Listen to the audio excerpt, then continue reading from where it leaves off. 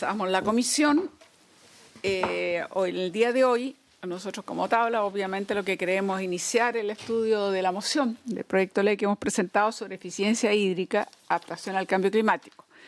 Tenemos invitado desde la sesión pasada, que pedimos las excusas del caso, que se prorrogó la presentación y las preguntas y consultas al ministro Moreno, a la Fundación Chile. Tenemos a la subgerenta de sustentabilidad, doña Ulrike, y también, por supuesto, a doña Claudia Callequillos. Y tenemos del Ministerio de Obras Públicas al director general de Aguas, alguien que normalmente, señor Cristi, está con nosotros, que es importante. Y también tenemos al Instituto de Investigaciones Agropecuarias, al especialista en riego, don Claudio Balbontín. Pero parece que no ha llegado o no está por llegar. Antes de iniciar, yo iba a sugerirle a ustedes que podemos pedirles, si estaríamos de acuerdo, en que hacer una breve presentación, antes la de ustedes, la del proyecto. A nosotros este es un tema de la mayor importancia. Tenemos un símil un poco lo que hicimos con eficiencia energética, que fue presentar un proyecto que fue acogido por el gobierno y que finalmente terminó tramitándose, nos parece muy importante, por la urgencia, la necesidad de contar con una política de eficiencia hídrica, porque ya sabemos las condiciones que estamos cada día se hacen más dramáticas y por lo tanto para nosotros es muy fundamental. Y como es una moción, obviamente que en varios aspectos habla podrá más que deberá, porque si no nosotros sabemos que se declara inadmisible. Entonces esa es una de las características que tiene, pero para nosotros establece una huella hídrica, establece la necesidad de tener algunos estudios de impacto ambiental cuando se estime de acuerdo a ciertos criterios necesarios y también evitar algo que nos preocupa en su momento a veces, que cuando mejoramos la eficiencia no caer en la paradoja que significa que seguimos plantando más y regando más y usando más agua. Entonces esto es un tema que tiene que tener un equilibrio muy fundamental, porque de otra manera logramos ser eficientes por un lado, pero terminamos generando que esa agua, en lugar de que vaya de alguna manera a fortalecer nuestro recurso hídrico, lo seguimos gastando. Entonces creemos que todos esos son temas de la mayor importancia y que están contenidos. Dicho esto, yo le voy a pedir a don Alejandro Sánchez, que trabaja conmigo como asesor, con el que digamos hemos estado haciendo este proyecto, para que haga una breve exposición.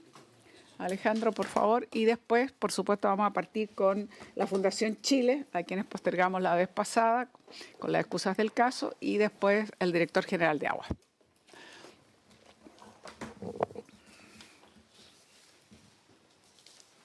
Eso es.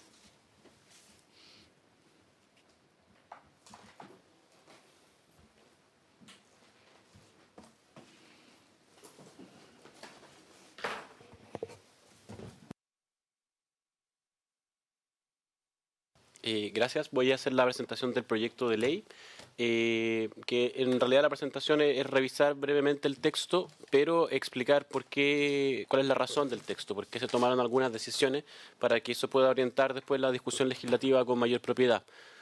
Entonces, bueno, lo primero es comentar que evidentemente el contexto que se presenta el proyecto de ley es de cambio climático y sequía, y justamente lo que busca el proyecto de ley por eso mismo es poder paliar los efectos del cambio climático y la megasequía en el país, justamente a través de la eficiencia hídrica. Por eso, bueno, una vez que se establece el objeto o el objetivo del proyecto de ley, lo primero que aparecen son las excepciones, para que de inmediato quede claro que el proyecto de ley en realidad está enfocado a los grandes usuarios de agua. Por eso, y de hecho voy a pormenorizar cada una de las causales, o las excepciones, mejor dicho. En el caso de la letra A, asociaciones o comités de agua potable rural, la redacción que se decidió en este caso, o que se prefirió, fue además agregar la nomenclatura de servicios sanitarios rurales, en su caso, por la sencilla razón de que ya existe una ley que, digamos, está promulgada sobre los servicios sanitarios rurales que van a reemplazar a los comités de agua potable rural, pero esa ley no ha entrado en vigencia. Entonces, para, digamos, hacer una adecuación normativa, se ha preferido usar ambos conceptos de una sola vez para abordar el régimen actual y el futuro. En el caso de la letra B, los pequeños productores agrícolas que están definidos en el artículo 13 de la ley de la INDAP, ley 18.910. Esa misma ley define cuáles son. Letra C, derechos de aprovechamiento de aguas de caudales inferiores a 5 litros por segundo. En realidad la cifra obviamente es discutible, podría ser una cifra superior o inferior según se estime después del análisis técnico, pero el objetivo de colocar 5 litros apunta justamente a excluir a aquellos titulares de derechos de aprovechamiento de agua que no sean significativos realmente. Letra D, derechos de aprovechamiento de agua que no tengan finalidad extractiva, así como los derechos de aprovechamiento con finalidad de conservación o de uso in situ. Esta redacción se prefirió expresamente para que tuviera una concordancia con la actual tramitación de lo que es la reforma al Código de Aguas, que en esta Comisión de Recursos Hídricos hubo una indicación presentada por la oficina parlamentaria de la senadora Allende cuando se estaba discutiendo la reforma al Código de Aguas en esta sede, que ponía o que en el fondo eximía de el pago de patente por no uso a aquellos derechos de agua que se encontraban al interior de áreas protegidas. Esa redacción fue recogida por el actual Ejecutivo en la Comisión de Agricultura en la tramitación de la reforma al Código de Aguas y se expandió la idea a generalizar y crear un nuevo régimen de derechos de aprovechamiento de agua que en el fondo tendrían una finalidad no productiva o una finalidad de conservación. Entonces, si bien aún no se promulga la reforma al Código de Aguas, por lo tanto, en la letra D, digamos, no tendría aplicación todavía a nuestra legislación, se eligió esa redacción teniendo en cuenta que probablemente la reforma al Código de Aguas va a llegar a buen puerto, esperemos que ojalá dentro del plazo de 1 o 2 años, digamos, si concluye con su trámite en la Comisión de Constitución, avanza a la sala del Senado y después deberá hacer su tercer trámite en la Cámara. Así que se eligió esa redacción aun cuando no hay ley vigente que haga referencia a derechos de aprovechamiento de agua o de conservación, pero se estimó colocarlo, digamos, teniendo en cuenta que probablemente esta figura existirá en algún futuro. Y por último, el tema de las aguas desaladas, que también justamente fue trabajo y objeto de trabajo de esta comisión, teniendo en cuenta que el régimen de aguas desaladas, la idea del proyecto de ley que se promulgó, perdón, que se aprobó en esta comisión, tenía por objeto separar y crear un régimen distinto para las aguas desaladas que para las aguas continentales. Es solamente para reiterar ese hecho. Entonces, y después el proyecto de ley entra a definir el concepto de evaluación de huella hídrica y de huella hídrica. Perdona, en las presentaciones nuestras está mal hecho, porque se repite excepciones. Sí. La razón por la cual lo puse así nomás es solamente para, están algunas también está ahí. O sea, es que está en gris, digamos, porque voy viendo cada caso pormenorizadamente y el resto de los casos están en gris para que esté atenuado y que el foco esté solamente en cada uno de los casos. ¿Se entiende? No sé, pero como tener un tiempo acotado, no extendernos demasiado. Creo que queda claro que hay excepciones, Sí. no dar demasiado detalle, porque nos interesa escuchar Sí. las Estamos en la parte de las definiciones ahora. Ya.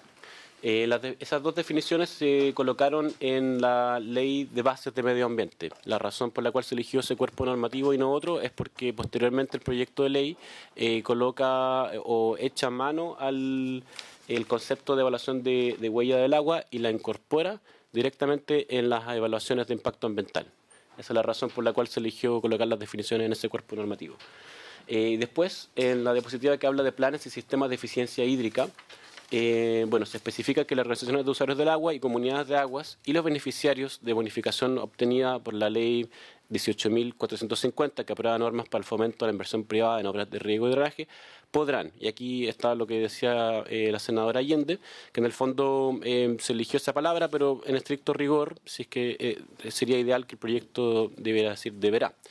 Y esta esta parte del proyecto de ley es, digamos, una aspiración directa de otro proyecto de ley, que es el de proyecto de ley de eficiencia energética, que justamente tiene normas similares para grandes consumidores de energía. Entonces, por eso se coloca incorporar en el plazo de 12 meses de la promulgación del proyecto de ley un sistema de gestión y eficiencia en el uso de aguas. Asimismo, realizar y enviar a la DGA en el plazo de 18 meses desde la promulgación de la ley y posteriormente cada 2 años una auditoría externa de eficiencia hídrica y de huella hídrica. Y por último, también enviar anualmente los consumos de agua y las oportunidades detectadas, así como las metas y medidas de eficiencia realizadas en el año y aquellas que se contemplan para el año siguiente, con la idea de que el Estado supervigile el avance de los grandes consumidores de agua. Además, hay un artículo especial que aborda lo que se conoce como la paradoja de la eficiencia.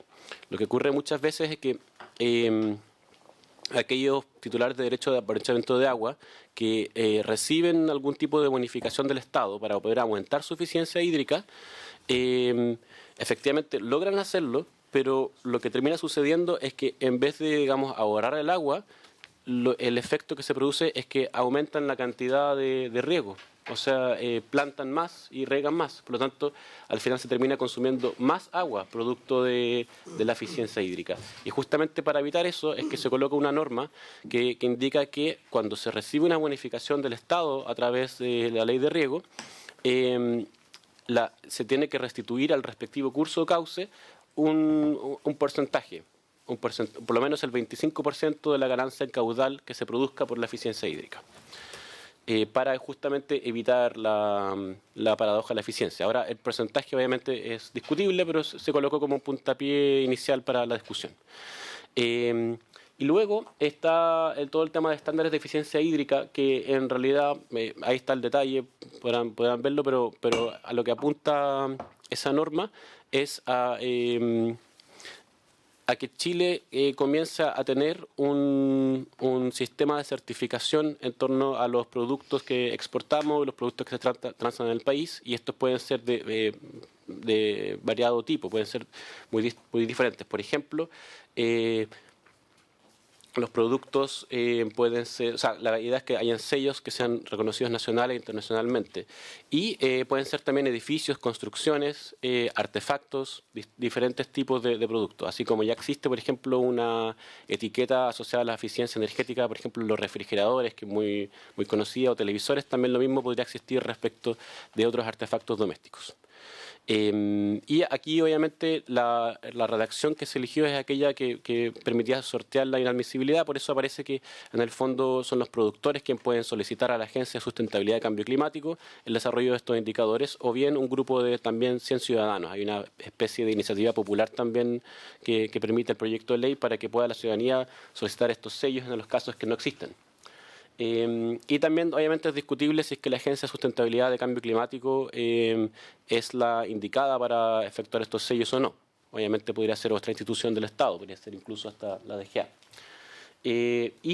También se colocó una norma que tiene que ver con el aprovechamiento de aguas lluvias, que solamente regiría respecto a las regiones de Biobío y Aysén, ambas inclusive. También es discutible cuál es la zona geográfica, pero se colocó como punto de partida esa referencia para la discusión.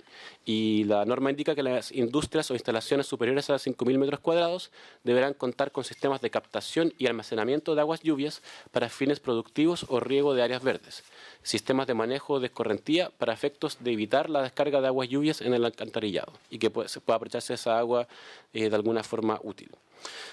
Por último, también se colocó una norma producto de, en el fondo, varias sesiones que dedicó la Comisión Especial de Recursos Hídricos durante el año pasado a discutir, en el fondo, los efectos de la plantación de paltos, por ejemplo, en la zona de Petorca, La Ligua, etcétera. Se colocó un artículo en la Ley de Medio Ambiente, la Ley de Bases de Medio Ambiente, que en el artículo 10 hay varias causales del fondo de en qué caso se va a evaluar ambientalmente un proyecto. Se coloca una letra nueva que dice que los proyectos de riego y o cultivo agrícola, según sus magnitudes, uso de agua en función del balance hídrico de la cuenca, tipo de cultivo, tecnología de riego, suelo y zona del país. O sea, lo que hace esta causal es permitir que haya una evaluación de impacto ambiental respecto de proyectos de riego o agrícola, pero no dice o no especifica respecto de cuáles, sino que solamente especifica los criterios que va a definir el reglamento, porque la ley de bases tiene un reglamento que indica específicamente en qué casos se entiende que debe evaluarse ambientalmente un proyecto, y lo que hace en el fondo la ley es simplemente dictar cuáles son los criterios que el reglamento tiene que tener en cuenta, porque evidentemente es decidir, digamos, a nivel legal cuáles son los proyectos agrícolas que tienen que evaluarse, es una materia extremadamente técnica que probablemente escape o que sea muy difícil de definir.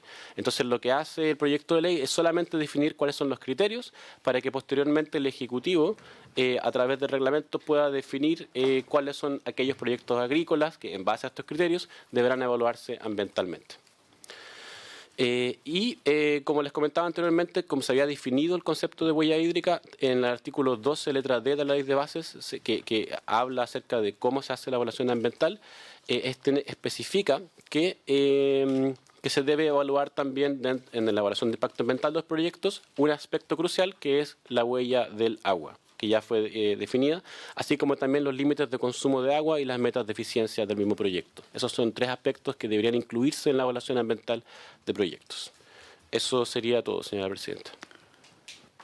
Perdón, sí, una cosa muy puntual. ¿Por qué dice para incluir entre la palabra riesgo y ante el primer punto de la primera oración? Porque en el artículo 12, en letra D, establece varios factores a incluir dentro de la evaluación de impacto ambiental. Entonces, lo que hace este artículo específico de este proyecto de ley es insertar dentro de todos esos criterios, agrega el de huella del agua, el de límite de consumo y el de meta de eficiencia hídrica, entre otros que ya están. Muy bien. Bueno, le vamos a agradecer al asesor Alejandro Sánchez. Vamos a pedir que se siente allá por si acaso después más adelante hay algunas consultas que quieran reservar. Y pasaríamos primero que nada a formalizar el inicio de nuestra sesión con la llegada de la senadora Proboste, así que en nombre de Dios de la Patria se abre la sesión.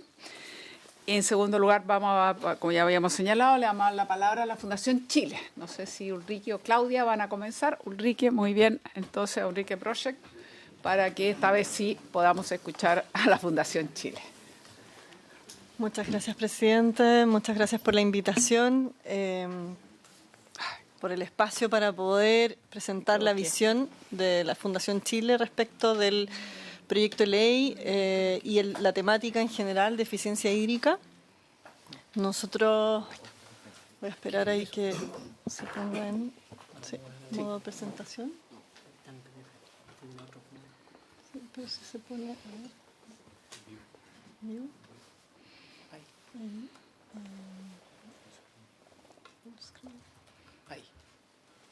Ahí está, gracias.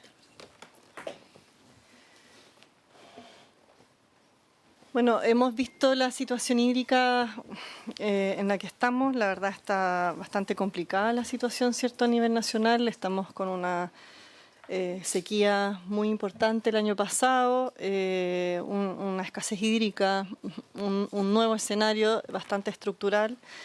Y fue muy interesante la presentación de la semana pasada para conocer el estado de avance en las distintas gestiones, específicamente ahí en el río Aconcagua.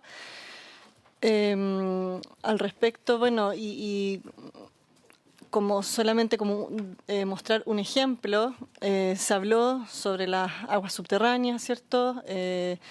Y aquí aparece un ejemplo de uno de los indicadores que, si bien nosotros tenemos poca información sobre lo que pasa con el agua subterránea, nosotros en la Fundación Chile, en el marco, en el contexto del desarrollo del proyecto Escenarios Hídricos y en la publicación que hicimos de radiografía del agua, desarrollamos un indicador que tenía que ver con el análisis de tendencia, ¿cierto?, de las aguas subterráneas, y donde el CASALAC junto a UNESCO desarrolló, en base a una metodología de un análisis estadístico de tendencias históricas, la situación con la data que tenemos, ¿ya? Y en ese sentido señalar que, bueno, se señaló incluso también la semana pasada que las solicitudes de derechos de aprovechamiento de agua han aumentado, se han incrementado de manera importante, ¿cierto? Últimamente la intervención sobre los acuíferos ha aumentado por mayor número de pozos, incremento en caudales de extracción por mayor uso y también incluso profundización de pozos. Y acá nosotros podemos ver que en el análisis histórico, ¿cierto?, de tendencia, tenemos un 72% de los pozos que se pudieron usar la data, ¿cierto?, de la Dirección General de Aguas, un análisis de tendencia estadístico que demuestra que el 72% de esos pozos están hoy día con una tendencia que es estadísticamente significativa en el sentido negativo, ¿ya? Y esos son todos los puntos rojos que nosotros podemos observar. Por lo tanto, eso es un indicador que alerta de que lo que está ocurriendo, sobre todo aquí vemos la zona central hacia el norte, ¿cierto?, es bastante preocupante, ¿no? Y eso llama, ¿cierto?, a hacer una mirada de cuáles son las mejores medidas, cuáles son las mejores soluciones para enfrentar esta situación. Y nosotros creemos desde la Fundación Chile que aquí se requiere un cambio de paradigma, ¿ya? Se requiere una mirada completa de lo que está pasando en los distintos componentes hídricos, lo que está pasando con los ríos, con los glaciares, los ecosistemas hídricos que son críticos para nosotros. Y en ese sentido vemos que hay un aumento de presión que es muy relevante y aquí lo señala, ¿cierto?, todo lo que está pasando con el incremento en el uso de las aguas subterráneas.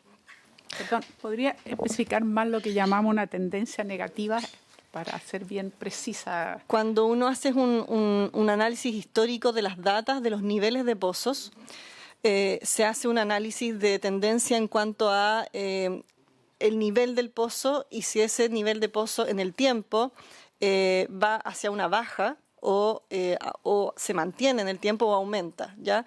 Cuando va a una baja, significa que estamos extrayendo más agua que la que naturalmente está ingresando a ese acuífero y producto de eso el nivel baja, ¿ya? Si se mantiene, hay una recarga similar a la extracción y si aumenta, estamos incluso infiltrando, somos capaces de recargar o infiltrar más agua que la que se está extrayendo. Del conjunto de todos los datos y de todos los análisis de cada uno de los pozos, cuando se hace esa mirada, se aplica una metodología de estadística para ver esa tendencia y lo que indica ese análisis es que la mayoría de los pozos señalan que la tendencia es negativa, o sea, son acuíferos que están hoy día con una tendencia que va a la baja y que desde el punto de vista estadístico, desde el punto de vista de la tasa de baja, eso es significativo, ¿ya?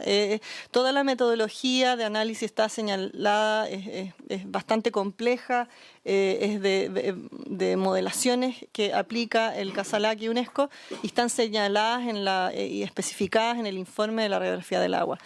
Entonces, estos son indicadores que nosotros propusimos que son bastante simples cuando uno los mira, pero que son muy robustos en cuanto a la cantidad de data que se toma en consideración y el nivel de análisis que se hace, pero se muestra de manera más simple para poder entender en general lo que está ocurriendo.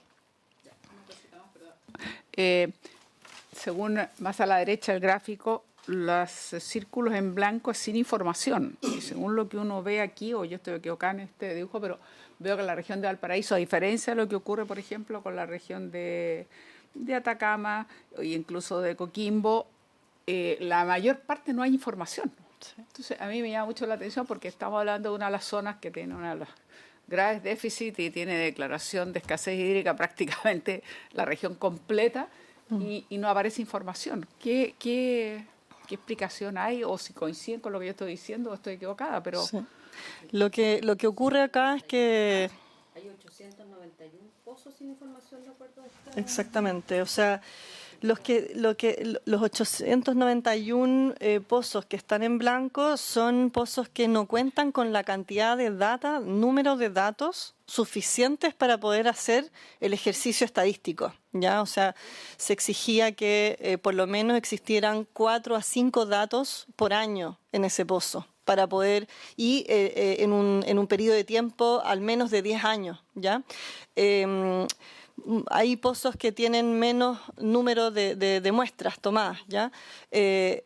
Y entonces no pueden ser aplicadas para un análisis serio, robusto, estadístico. Entonces, lo que es importante señalar ahí es justamente que cuando hacemos estos análisis históricos, en la generación de estos indicadores que nos van ayudando para la toma de decisiones, es muy importante ver entonces cuántos datos necesitamos como mínimo, con qué frecuencia y qué recursos, por supuesto, necesita en este caso la Dirección General de Aguas para poder efectivamente hacer eso. Y bueno, como está presente el director general de Aguas, don Oscar Cristi, quizás nos puede un poco comentar la dificultad o lo que significa en términos de esfuerzo en relación a lo que hoy día existen de recursos para poder hacer esto. Y bueno, por supuesto que a partir de este estudio se plantea la importancia de la toma de datos y que contemos con análisis efectivamente histórico para poder hacer el análisis de tendencia en el tiempo, ¿no? Y en función de eso ver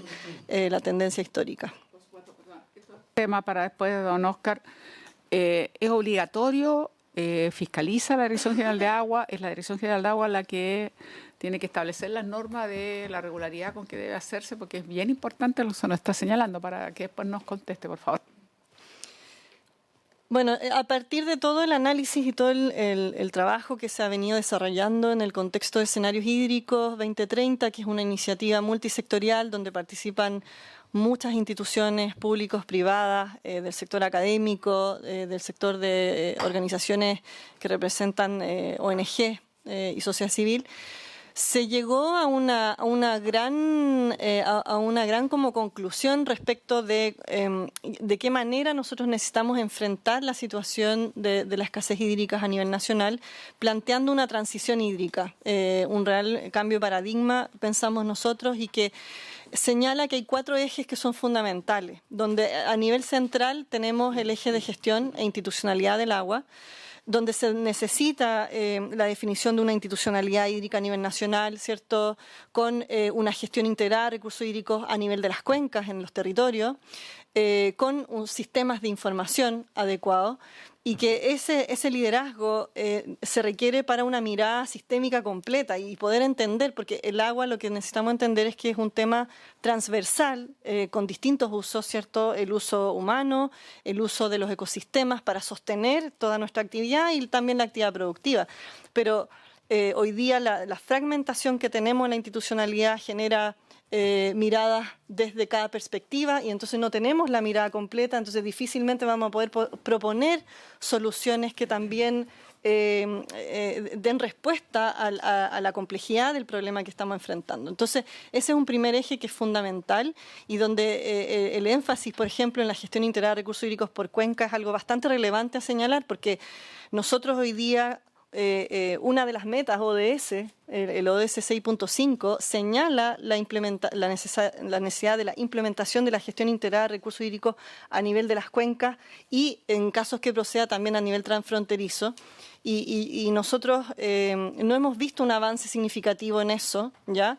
No se trata solamente del fortalecimiento de las organizaciones de usuarios de agua, sino que de la gobernanza del territorio en general desde los distintos usos, ¿ya? Este tema de HIRT, que se le conoce, se ha hecho a nivel internacional, está en las diferentes políticas que nosotros hemos tenido a nivel nacional. En la Estrategia Nacional de Recursos Hídricos está como punto número 1 desarrollar la gestión integral de los recursos hídricos por cuenca. En la Política Nacional de Recursos Hídricos que tuvimos después, en el año 2015, también está señalado como primer punto la gestión integral de recursos hídricos por cuenca. Está como meta ODS 6, como decía yo, está dentro del ODS 6, y sin embargo no hemos logrado avanzar en eso, y eso podría ser una respuesta bastante interesante. El segundo eje es la conservación y el uso sustentable de los ecosistemas hídricos, porque son lo que sostiene toda nuestra actividad. Hoy día nosotros, todas nuestras actividades las desarrollamos en base al ciclo natural del agua y los ecosistemas hídricos que forman parte de este ciclo del agua. Y nosotros lo que estamos haciendo hoy día es intervenir ese ciclo de agua, y esa intervención está generando muchos efectos y donde el ciclo del agua ya no está respondiendo en las cuencas y donde nosotros también desde el punto de vista de la gestión de cómo hemos intervenido el recurso en las cuencas, en las regiones, hemos ido en desmedro de ese ciclo de agua, y hoy día entonces está lloviendo menos. Entonces, nosotros constatamos en escenarios hídricos que el 44% de las causas, los problemas en el territorio que se viven tienen que ver con la gestión del recurso y el 12% tiene que ver con cambio climático. Entonces, es muy importante señalar que no solamente tenemos hoy día sequía producto del cambio climático, sino también por cómo nosotros estamos gestionando el recurso en las cuencas. Entonces, la conservación de estos ecosistemas hídricos, como los ríos, las aguas subterráneas, ¿cierto? Los glaciares, los humedales y los bofedales es fundamental porque son la infraestructura natural que ya existe y que tiene la capacidad de almacenar las aguas, captar las aguas de lluvias, por ejemplo, intensas que vamos a tener, aluviones, por ejemplo. Estos cuerpos de agua tienen la capacidad de frenar, de almacenar esa agua y de infiltrarla para almacenarla. Y incluso también de depurarla en el caso de los humedales. Los humedales hoy día tienen una función también de tratamiento de agua. Entonces, sostener esa infraestructura que ya tenemos es algo que nuevamente es un cambio de paradigma porque no lo estamos tomando hoy día en cuenta. Lo damos por hecho de que tenemos esa infraestructura, pero esa infraestructura hoy día se está perdiendo. Cuando nosotros analizamos lo que viene pasando y lo que va a pasar a futuro, es que los ecosistemas hídricos están en degradación, están en una pérdida muy importante. Entonces, cuando hablamos, por ejemplo, de encauzar un río, de canalizar, de entubar un río, tenemos que tener mucho ojo con la función que cumple un río para regular los efectos del cambio climático, para tener la capacidad de infiltrar las aguas en el lecho del río, al suelo, a la agua subterránea y sostener este ciclo de agua. Entonces, el eje 2 también es muy importante. Y en tercer lugar, definimos el eje de eficiencia y el uso estratégico del recurso, y ahí tiene que ver estrechamente con este proyecto de ley. Nosotros, por lo tanto, celebramos realmente la discusión que se ponga sobre la mesa un proyecto de ley sobre eficiencia en el uso del recurso hídrico. Y estos tres ejes que yo acabo de señalar para la transición hídrica son los fundamentales, son como los primeros, ¿ya? Y luego en el cuarto lugar, porque después me voy a extender sobre el de eficiencia, en cuarto lugar tenemos el de nuevas fuentes de agua. Ahora, en nuevas fuentes de agua me refiero a proyectos de trasvase o desalinización, reuso de aguas residuales tratadas, por ejemplo, ¿ya? En cuanto a eficiencia, nosotros hemos estimado, de acuerdo a nuestros análisis de la radiografía del agua, que si nosotros lográramos como país un 70% en la eficiencia en riego, ya que hoy día está en promedio más o menos en el 45% a nivel nacional. Si nosotros aumentáramos a un 70% la eficiencia del riego, nosotros podríamos disponibilizar 162 metros cúbicos por segundo de agua para abordar la brecha hídrica que hoy día estamos teniendo. Y proyectar desde ahí el desarrollo futuro. Ese es un dato muy importante, muy interesante y un indicador de el efecto, la incidencia que puede tener la eficiencia, ¿ya? ¿Por qué es ventajoso el usar sistemas óptimos en el uso del agua? Hay muchas ventajas. El primero es que aumenta la disponibilidad de agua para diferentes usos, ¿ya? O sea, si yo soy eficiente, básicamente yo bajo mi demanda, reduzco mi demanda y por lo tanto queda agua, ¿cierto?, para otros usos, permitiendo así también nuestra adaptación al cambio climático. Tenemos que entender que hoy día gran parte de la producción que tenemos, de la actividad productiva, se está sosteniendo con las reservas de agua, que son las aguas subterráneas. Hoy día hablábamos de las aguas subterráneas como estamos usando de manera importante el agua subterránea. El agua subterránea es un reservorio, ¿ya? Un reservorio milenario.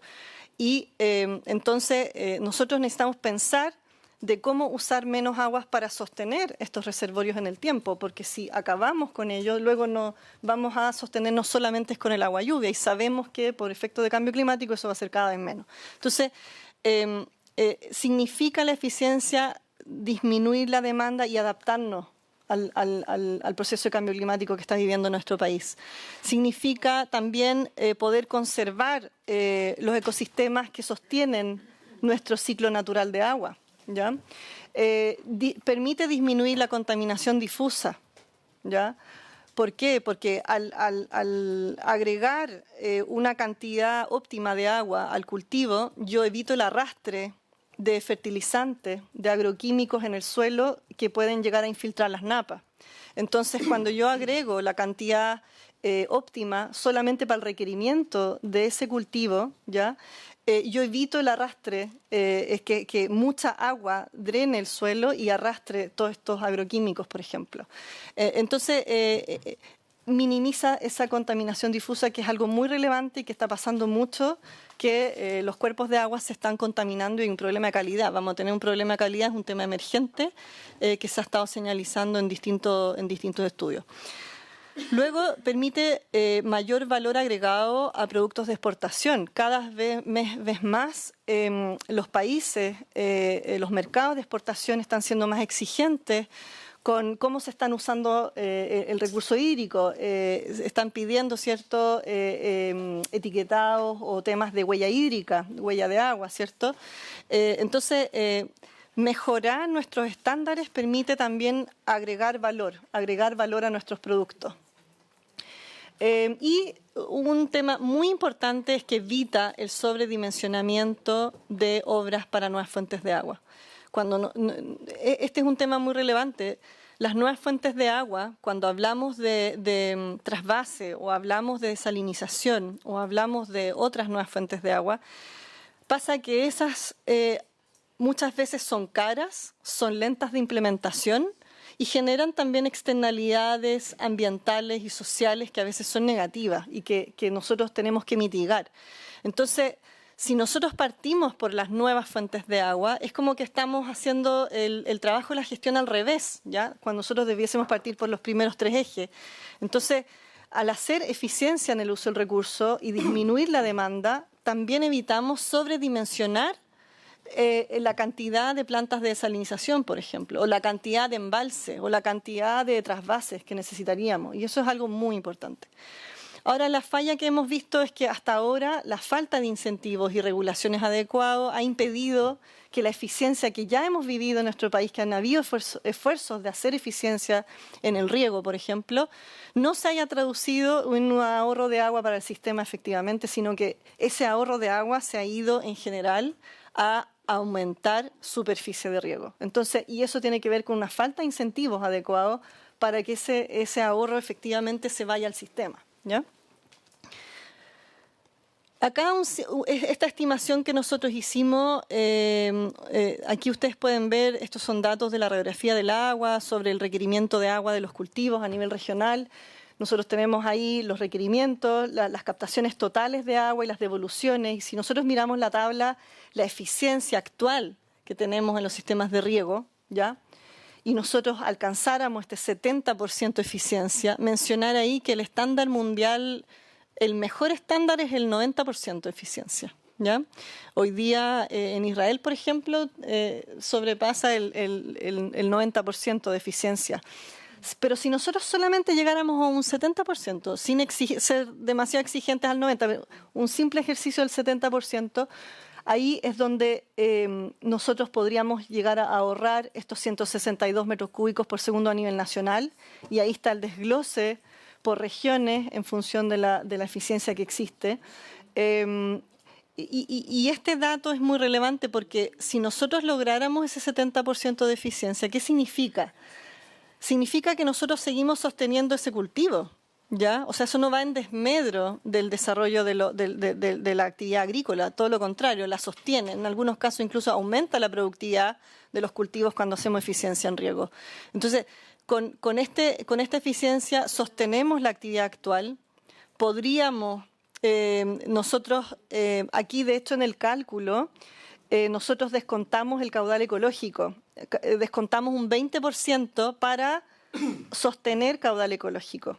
Y con eso integrado, ese 20% integrado a nivel regional, nosotros aún así disponibilizamos 162 metros cúbicos por segundo, ¿ya?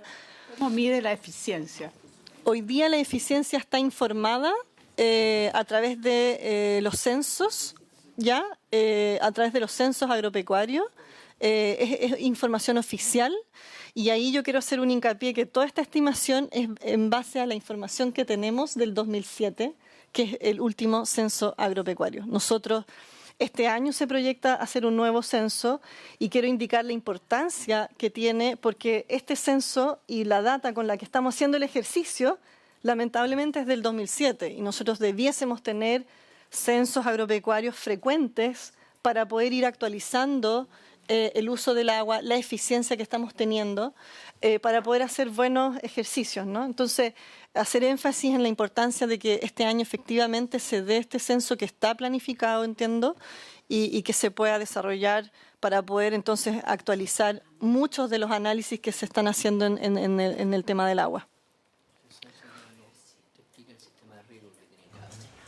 Perdón. El micrófono, director, para que... No, que de todas maneras para la grabación, para que se pueda escuchar. No quería intervenir. El censo efectivamente establece para cada tipo de agricultor qué tipo de riego utiliza, si es riego tendido, si es riego tecnificado, y eso hay unas tablas que determinan exactamente cuál es la eficiencia de riego de cada uno de esos sistemas de riego. Entonces, por esa vía se determina la eficiencia. Muy bien, muchas gracias. Sigan más, Ulrike. Bueno, dentro de los análisis que nosotros presentamos en su momento y ahora dentro de los análisis que nosotros presentamos cuando vinimos a esta comisión anteriormente a presentar la transición hídrica, que fue la última publicación que sacamos, y haciendo ahora énfasis sobre las medidas de eficiencia, ustedes van a ver que cuando se hizo el análisis de costos de inversión, que significan las distintas soluciones que existen posiblemente, y aquí hay un extracto de soluciones, el recambio de cultivos, por ejemplo, que significa optimizar el uso del agua, porque el recambio de cultivos hacia cultivos con menor requerimiento de agua, ¿ya?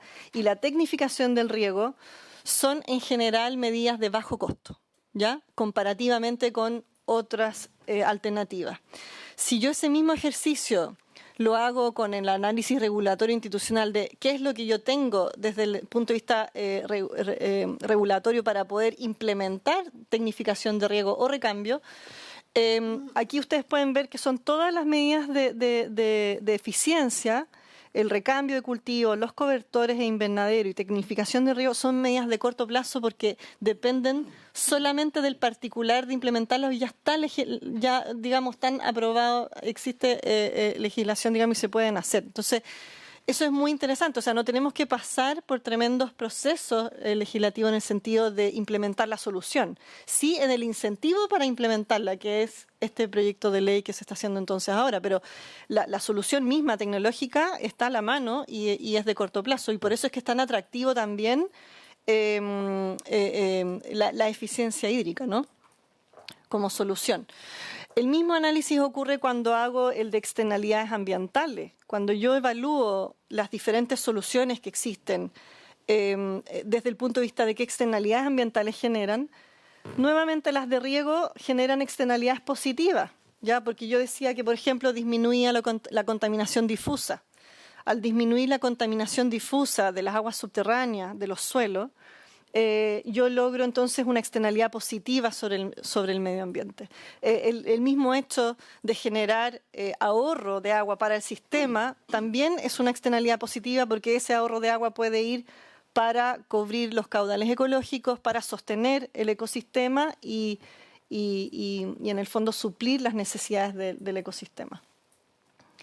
Y finalmente en el análisis social también nuevamente cayeron, digamos, las medidas de eficiencia dentro de las que tenían bajo impacto social o incluso en algunos casos nulo impacto social. Es decir, hay una percepción positiva y en el fondo tiene baja conflictividad la implementación de estas soluciones.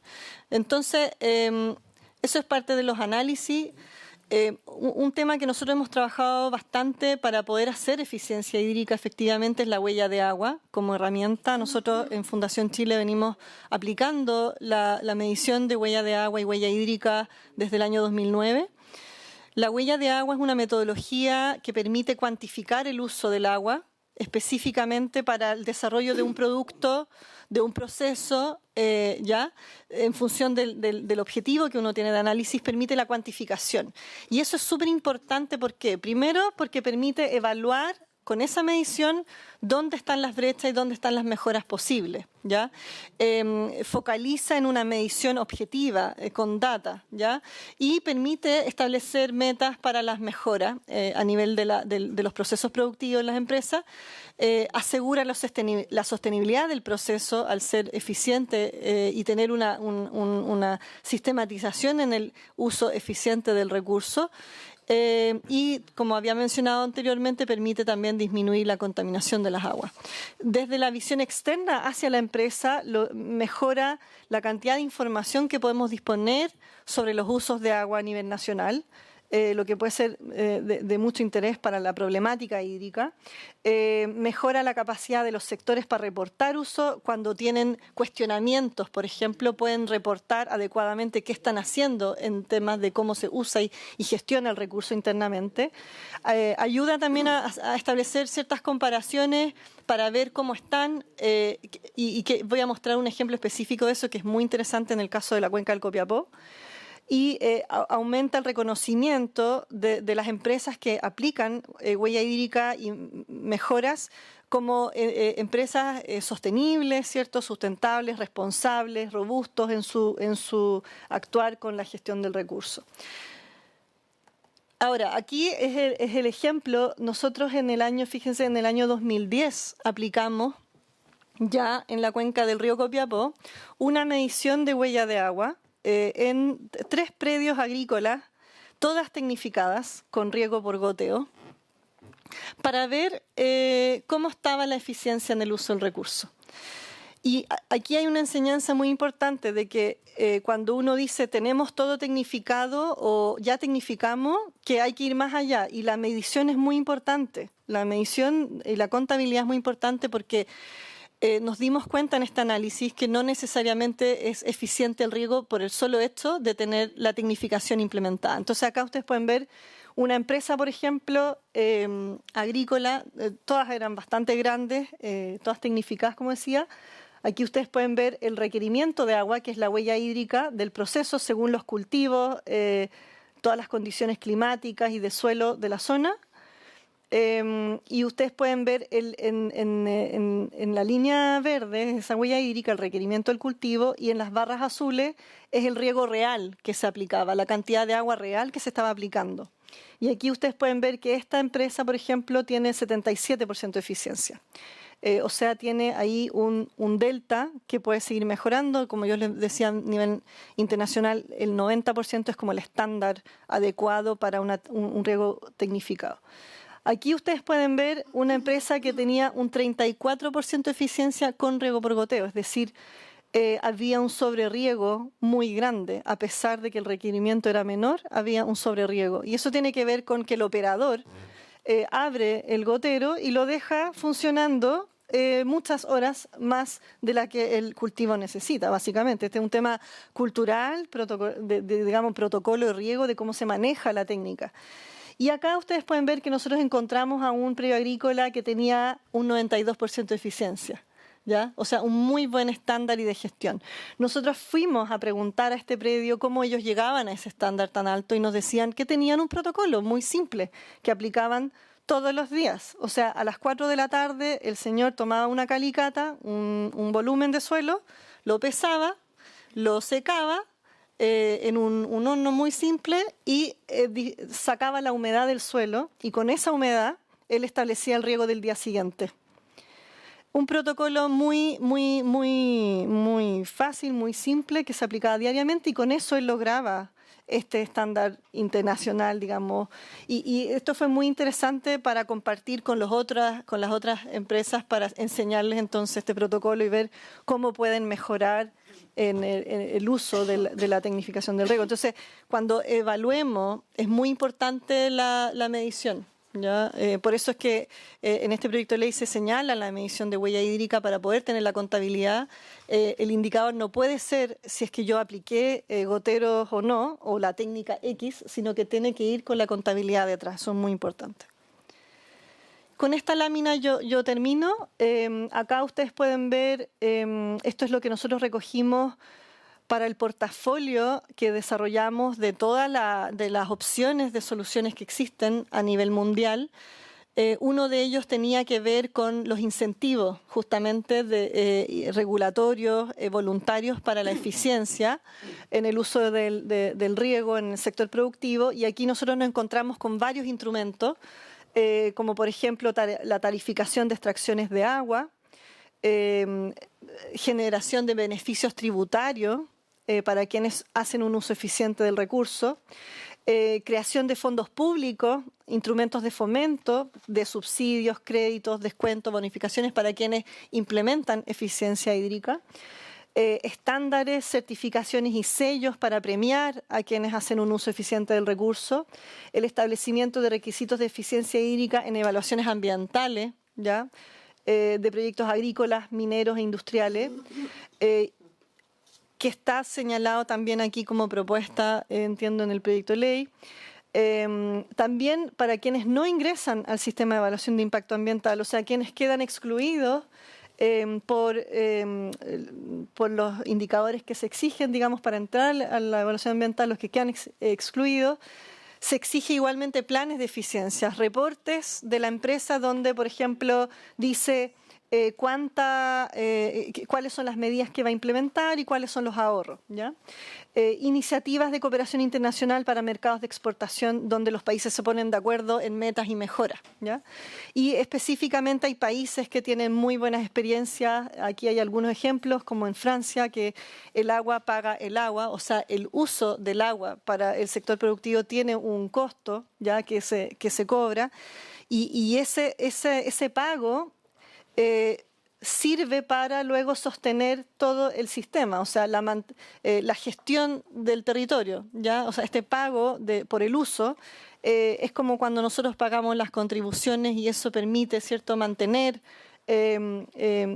digamos, a nivel de vivienda, todos los servicios complementarios. En este caso también eso genera un posible financiamiento para sostener un territorio. Hoy día uno pregunta, bueno, pero ¿con qué recursos nosotros podemos hacer la gestión integrada de recursos hídricos por cuenca? ¿Cómo mantenemos una gestión en el territorio? Bueno, tenemos que buscar cuáles son esas fuentes de financiamiento. Y ahí en Francia y en varios países más se usa este tipo de incentivo. Asignaciones de capital mejoradas para eficiencia hídrica en el Reino Unido, incentivos financieros también para el desarrollo de proyectos de recarga y cosecha de agua lluvia en California, en Estados Unidos, varios estados hacen incentivos financieros de descuentos de cuentas de agua, por ejemplo, descuentos tributarios, bonificaciones y subsidios para quienes hacen cosecha e infiltración de aguas lluvias.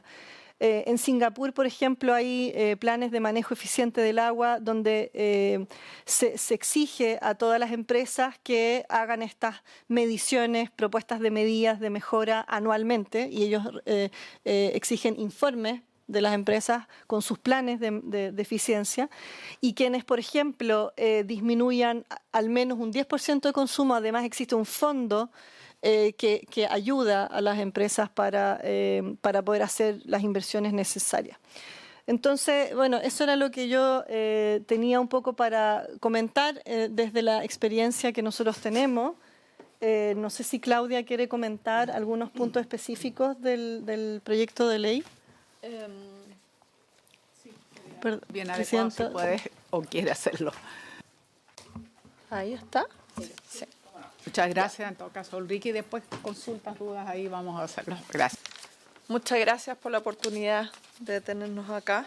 Bueno, sí, nosotros, en base a todos los antecedentes que Ulrike acaba de mostrar, una de las alertas que hay que empezar a mirar es que efectivamente estamos extrayendo más agua o usando más agua de la que vamos a poder generar, de la que actualmente existe y de la que a futuro va a existir. Entonces hay que buscar la forma de cómo poder nivelar esto para sostener nuestro propio desarrollo, no es más que eso. Sí.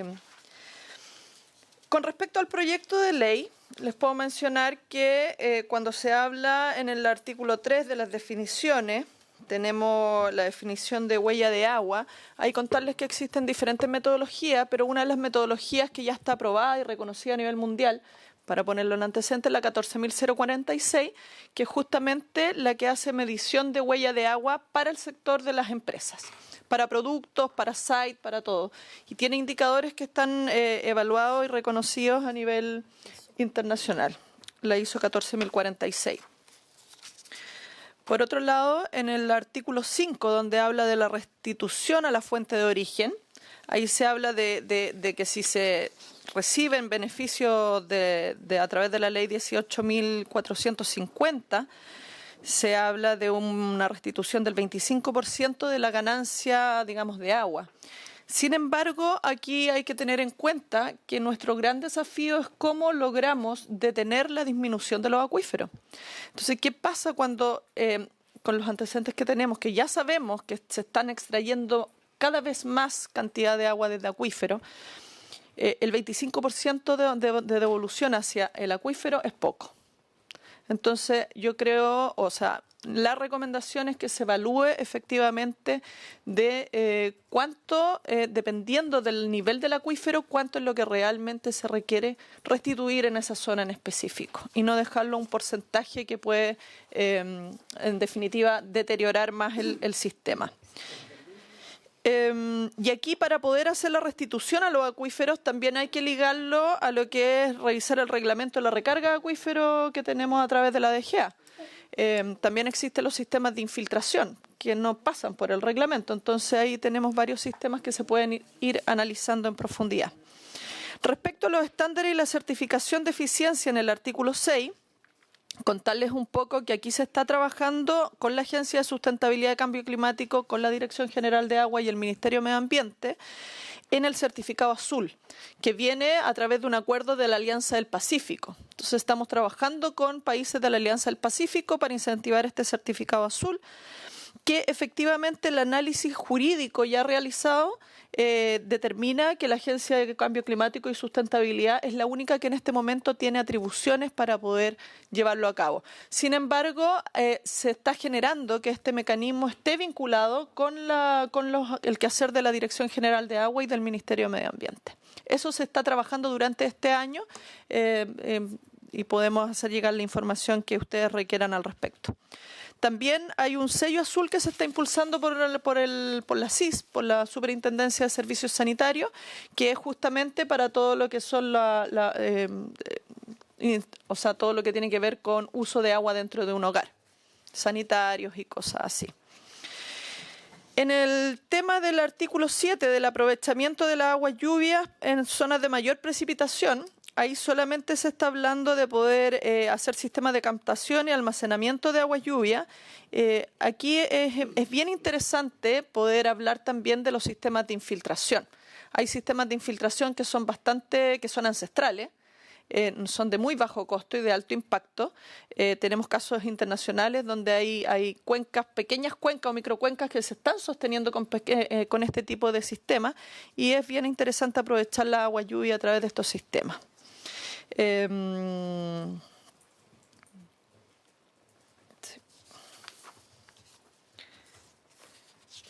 Respecto a el artículo 8 de la evaluación de impacto ambiental de proyectos agrícolas, se habla de proyectos de riego y de cultivo agrícola según las magnitudes. Lo que la experiencia dice que igual es necesario especificar la conexión con ciertos indicadores más precisos para evaluar la magnitud.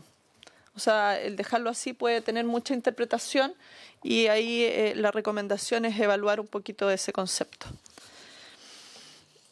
Luego tenemos el artículo 9, y este es el final, la huella hídrica y estudios de impacto ambiental. Se habla de poder hacer la evaluación de huella hídrica con huellas de consumo de agua y metas de eficiencia. Sin embargo, no se habla en ningún lugar del reglamento respecto a cómo vamos a controlar el aumento de la superficie de riego. Lo que nosotros vemos, por ejemplo, en muchas cuencas, lo que está sucediendo, y específicamente que tenemos un trabajo bastante a profundidad en la cuenca del Maule, que ahí el senador tiene, hay un indicador bastante preocupante, que es que la superficie de riego se está yendo hacia la cordillera por las cuencas. Eso es algo muy interesante de mirar. ¿Por qué? Porque en definitiva estamos hipotecando las zonas que nos están generando agua, recambiándolas por una actividad que en definitiva consume mucha agua. Entonces, ¿qué hacemos con eso? ¿Cómo hacemos de que se mantenga la superficie y no se aumente hacia zonas que pueden ser críticas para sostener a futuro este ciclo de agua que hablaba Ulrike?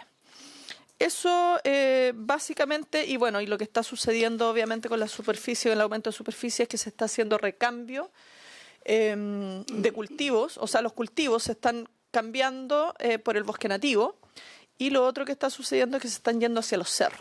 Los monocultivos en los cerros pueden generar mayor riesgo de aluviones y de temas que pueden afectarnos a futuro. Entonces ahí eso con respecto específico al proyecto presentado. Una cosa muy específica, que después voy a ofrecer, por supuesto, la palabra. No le entendí lo que dijo con respecto al cambio por vegetación nativa, digamos. Sí. ¿A qué se refería? Lo que sucede es que actualmente la superficie de riego se está ampliando, por lo menos en el Maule, y vemos que en varias otras zonas también, se está ampliando hacia las zonas que son las que tienen recargas de agua, son las que generan el agua. Hay un estudio bastante interesante acá en Chile que el bosque nativo genera, o por lo menos asegura, la restauración de un 10% de la vegetación nativa en una cuenca, en una microcuenca, asegura el 14% de un caudal de agua superficial. Entonces, al recambiar ese tipo de servicios ambientales, al expandir la superficie de riego y se saca el bosque nativo para poder hacer esta expansión, está poniendo en riesgo la generación de agua. Muchísimas gracias tanto a Ulrike como a Claudia Gallego por su presentación como Fundación Chile, y ahora le vamos a ofrecer la palabra al director general de Agua y después, por supuesto, las consultas. Gracias, presidenta. Antes de comenzar, estamos haciendo entrega a la secretaria de una serie de información que ustedes nos habían solicitado. Sí. Aquí está el listado, se la estamos haciendo llegar para que espero que hayamos cumplido con... Respondo brevemente a la consulta que usted me hizo de este tema de la información. O sea, efectivamente, de los pozos, efectivamente la DGA tiene un problema de información, sobre todo en agua subterránea. Lo hemos dicho muchas veces que el conocimiento que tiene la Dirección General de Agua o el manejo o la gestión del agua subterránea dista mucho de lo que son las aguas superficiales. Y eso hay que corregirlo, sobre todo por la importancia acá es creciente que está adquiriendo el agua subterránea en muchas cuencas. Para poner un ejemplo en contexto, en la DGA, en las distintas cuencas, tiene algunos pozos de observación, que son pozos que no se explotan, que es el ideal para determinar los cambios de los niveles. En la provincia de Petorca y Ligua, por ejemplo, tenemos 24 pozos de observación, y en base a eso hacemos nuestras modelaciones. Es insuficiente. Y lo que está ocurriendo es que a raíz de este cambio legal del año 2018, en que se establece la obligación de poner sistemas de monitoreo en todos los pozos, eso nos va a entregar información que antes no teníamos acceso.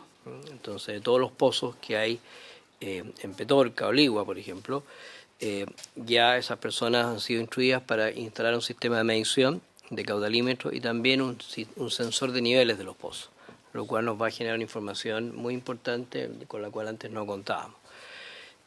Las primeras, ya hay 5 regiones en que han sido oficiadas, y los primeros ya que tienen que empezar a reportar son los agricultores más grandes de la provincia de Petorca y Ligua, que tienen el 31 de marzo que ya empezar a enviar sus primeros información, porque ya se les ha exigido la instalación. Este es un proceso que va a ser muy importante, no es fácil, porque como lo he dicho otras veces, como poner taxímetro en algún momento a los taxis, y entonces los agricultores están constantemente tratando de pedir postergación los plazos. Hemos trabajado con ellos y esperamos que esto empiece a funcionar, porque va a ser muy importante para empezar a obtener información de esa gran cantidad de pozos que aparecen en las presentaciones. Respecto al proyecto que se nos pide comentar, ustedes tienen la presentación aquí que ya no sé si ustedes la ven bien en su pantalla, aquí no se ve muy bien. Siempre tenemos este problema.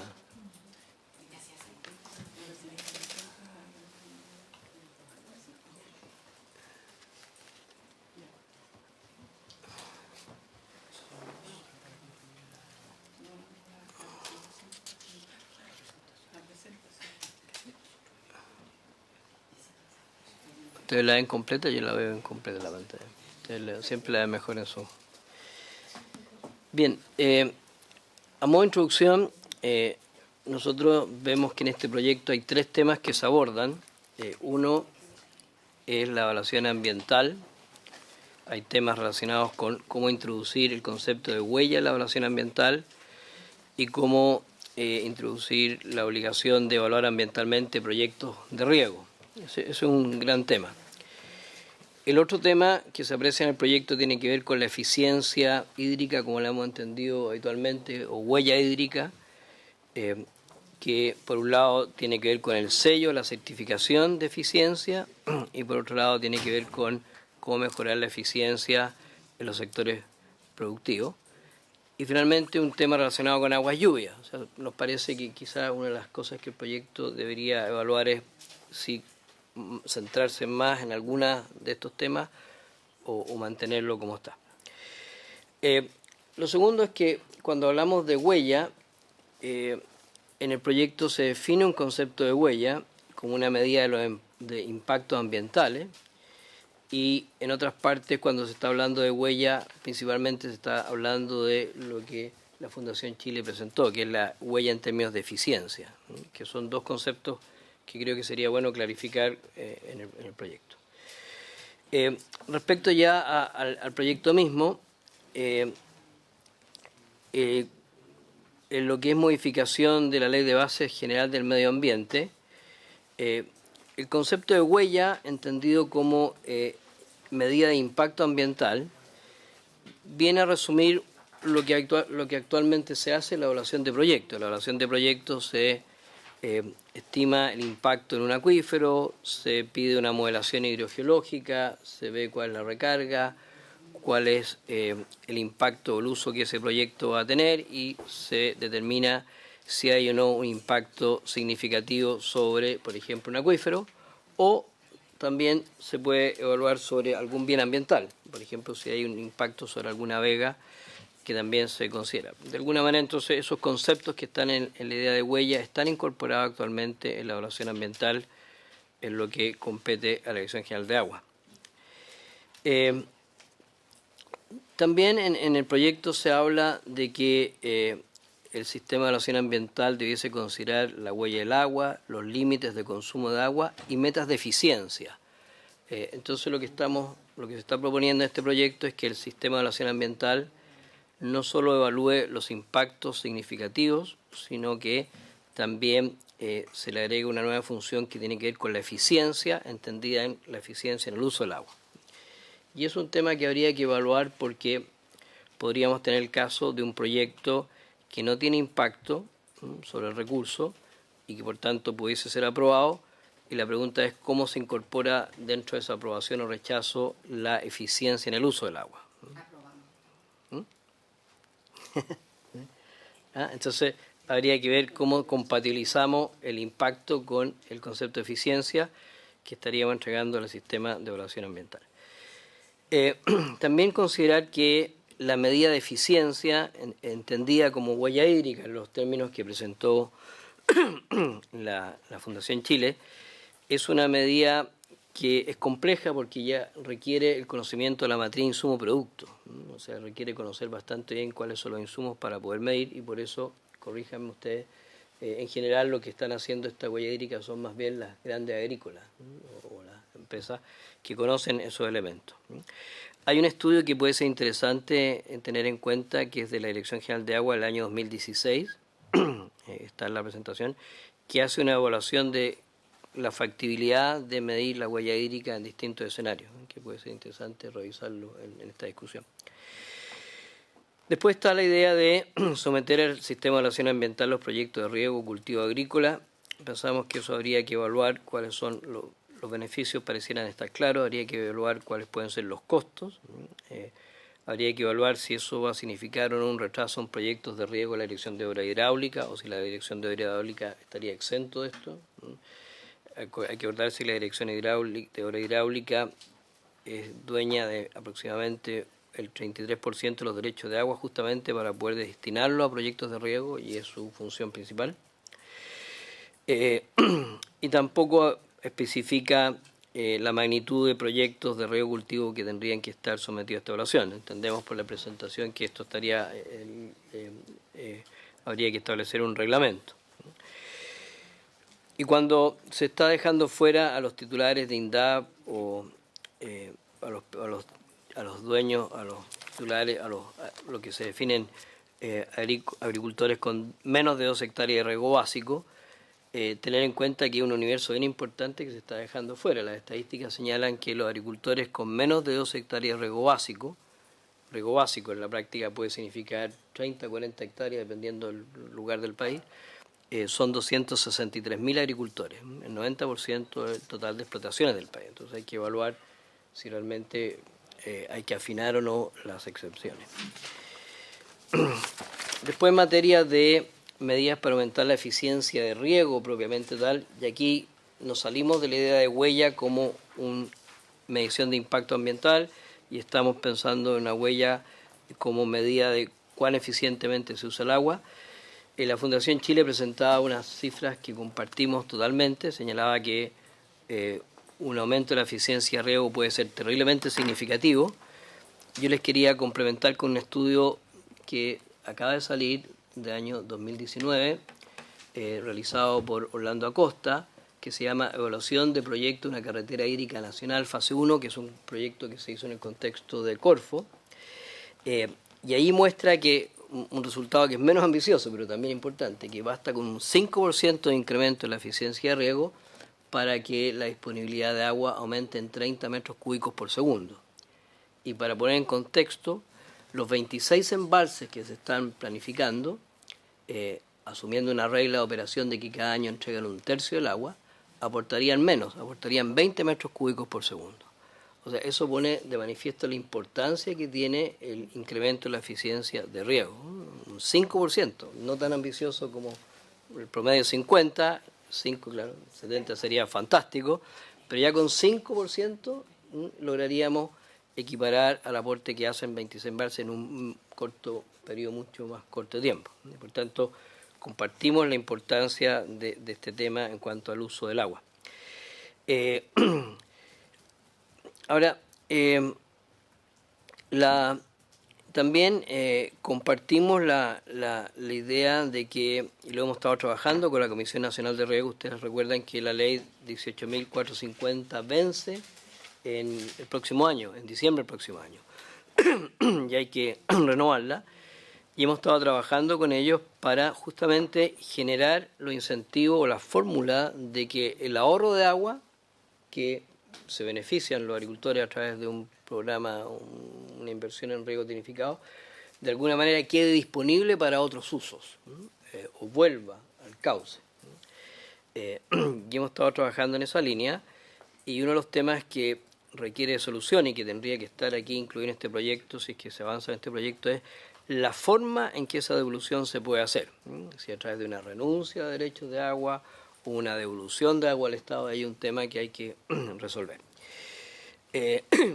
Pero es importante, y aquí están las actividades que hemos estado haciendo como MOP. Segundo, la eficiencia también tiene que ver mucho con esto que señalaba, que por primera vez vamos a poder comenzar a medir cuánto es el agua que se utiliza en cada uno de los distintos usos en el país.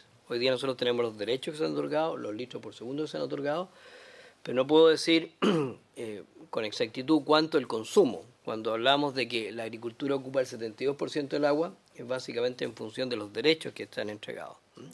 Cuando hablamos que el consumo humano ocupa el 12%, es básicamente en base a la información de la ASIS más derechos de agua. Con la exigencia de comenzar a medir las extracciones, tanto de pozos como las de boca toma, vamos a poder tener en un tiempo no muy largo información mucho más fidedigna de cuánto es el uso que efectivamente se está haciendo en cada sector productivo del país y a partir de ahí poder arbitrar medidas para mejorar la eficiencia. En cuanto al aumento de la eficiencia de uso en el sector productivo domiciliario y otros sectores productivos, efectivamente nos parece que esto es un tema, tenemos la duda si esto es materia de ley o materia de que existan las instituciones para que los interesados puedan obtener estos reconocimientos, estos sellos, ¿no? Porque la verdad es que los incentivos principales están puestos en los mismos sectores productivos. Se mencionaba la norma ISO respectivo que ha tomado un importante cuerpo en el mundo, porque son las mismas empresas las que quieren aparecer con un certificado de eficiencia, ¿no? También nos parece interesante la idea de esto de que puedan los consumidores, asociados de alguna manera, solicitar algún certificado de eficiencia para distintos productos de uso domiciliario. Ahora, en complemento, el MOP está trabajando también en algunas materias similares, como por ejemplo reducción del agua que se pierden en la transmisión de agua potable en los sectores urbanos, que representan más o menos el 34% de la producción a nivel nacional. Ahí hay también un área importantísimo para la eficiencia. Y también todo lo que se puede hacer en términos de educación y llamado a los grandes clientes a reducir al menos un 10% de su consumo de agua. Compartimos plenamente que es indispensable que no solo busquemos soluciones de nuevas ofertas, sino que también de reducciones en la demanda. Llegamos al tema de aguas lluvias, que es como el tercer gran capítulo. Aquí estimamos que hay mucho por hacer, ¿no? Quizás esto es un primer intento. Hay países donde hay una normativa muy desarrollada, incluso hay países donde los condominios tienen exigencias de establecer unas áreas para recolección de aguas lluvias. Es un tema que nos parece que es necesario abordar, nos parece que todavía es muy insuficiente lo que está acá. Además también habría que ver dónde impacta, probablemente en Biobío sí, hacia el sur es menos relevante y podría ser más relevante en otras zonas del país. Y habría que ver que no genere costos regulatorios injustificados. Hoy el MOP tiene algunas ideas, iniciativas en la materia, impulsa la captación de aguas lluvias en cuencas naturales, especialmente está promoviendo la recarga de acuíferos. Hemos modificado, simplificado la normativa actual en la discusión y lo que se ha aprobado en la modificación al Código de Agua. También hay normas que aún potencian más la posibilidad de recarga de acuíferos. Eso nos parece indispensable como una medida para generar nuevas fuentes de agua, ¿no? Y también hay otras recomendaciones que cuenta el MOP desde el año 2013.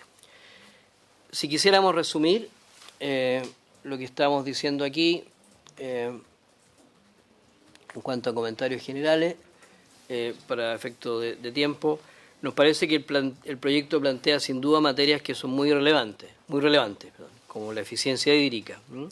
Y que va en línea de otras iniciativas que el gobierno está haciendo y que perfectamente son complementarias. Por tanto, nuestro interés en poder trabajar en un proyecto que vaya o en una normativa que vaya en esta línea, sin duda, y que podamos seguir aportando a eso. El alcance aún es acotado, ¿no? Debiese ampliarse a más sectores productivos. Hay que evaluar los impactos regulatorios que esto podría tener en el sector productivo, pero estos son toda la línea de aporte a la discusión, no es que queramos estar en contra del proyecto.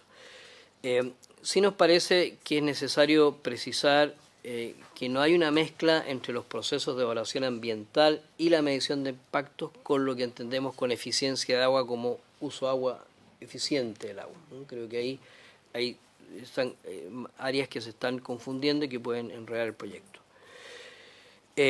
Hay que definir algunos temas, como quién es la autoridad fiscalizadora, cuáles son las atribuciones. En el proyecto se habla muchas veces de que podrán, habría que ver cuándo podrá o cuándo deberán para que esto tenga más impacto. Y también revisar, evaluar, no es que estemos en contra de evaluar las excepciones. Por los números que estamos señalando puede ser importante evaluar si son todos los agricultores de Puindab o no, o en fin, para que esto tenga la mayor impacto posible. Y solo terminar con que recordar que hay otros proyectos de ley que son complementarios a esto que estábamos conversando, ya lo señalé, la necesidad de renovar la ley 18.450, que es una buena oportunidad para recoger algunos de estos temas, específicamente el ahorro de agua de quienes se benefician.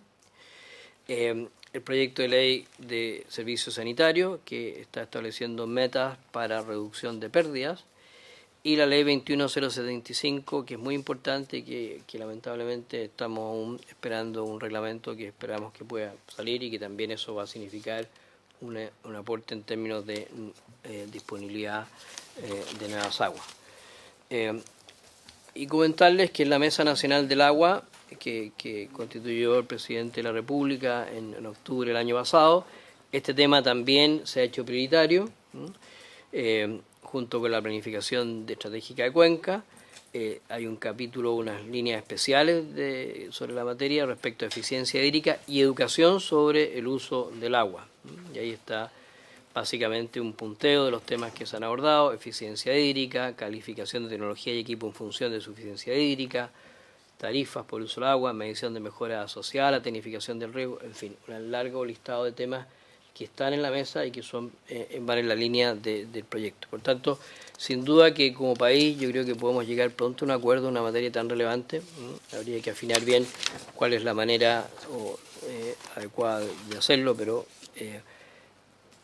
mirando la disponibilidad de agua, el tema de reducir los consumos de agua es indispensable. Y en la agricultura, que ocupa el 72% del agua, es muy indispensable. Esto está en la literatura de hace años, que la gran solución para el uso del agua o para la disponibilidad de agua es mejorar la eficiencia de quien la usa más, que es la agricultura. Sin perjuicio que también hay que reconocer la importancia de que en algunos lugares del país es importante seguir aumentando el área de riego, porque hay mucho potencial agrícola en el país. Lo que pasa es que saber dónde y cómo. Eso sería, presidente.